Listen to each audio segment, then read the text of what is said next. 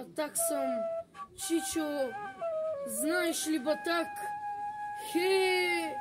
Там зад горите, много е далече. Нямам татко, майка. Аз ли съм сирак и треперя малко. Зима дойде вече. Ти, Батак, не си чул? Аз съм оттам. Помня го клането и страшното време. Бяхме 9 братя, а останах сам. Ако ти разкажа, страх ще те съземе. Като ги изклаха, Чичо, аз видях, с топор ги сечеха, ей тъй, на дръвника. А пък аз и плашех, па ме беше страх. Само бачо Пеньо с голям глас извика и издъхна бачо. А един хайдук баба ми заклая под вехтата стряха и кръвта протече из нашия капчук. А аз и бях малък и мен не заклаха. Татко ми излезе из къщи тогас с брадвата в ръцете и нещо продума.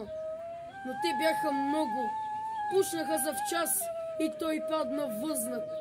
Уби го куршума. И мама изскочи, откъде не знам, и на татка хвана да вика, да плаче, но нея скълзаха с един нож голям.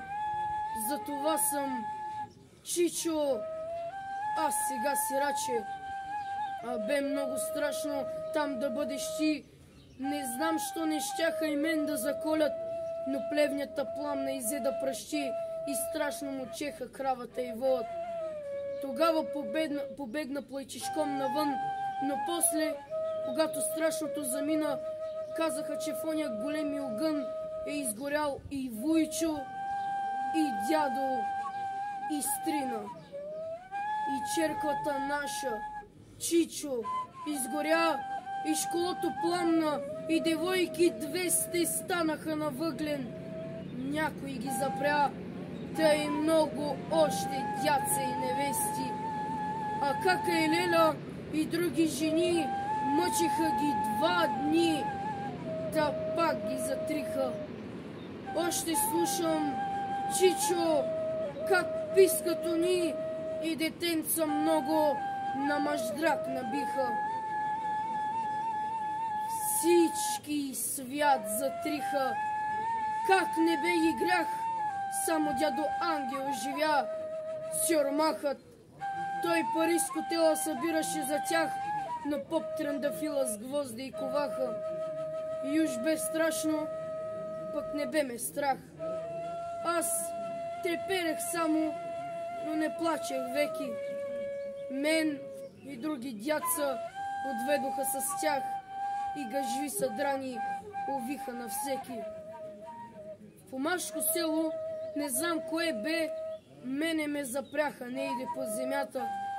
Аз из дупка гледах синьото небе и всеки ден плачех за мама, за тата.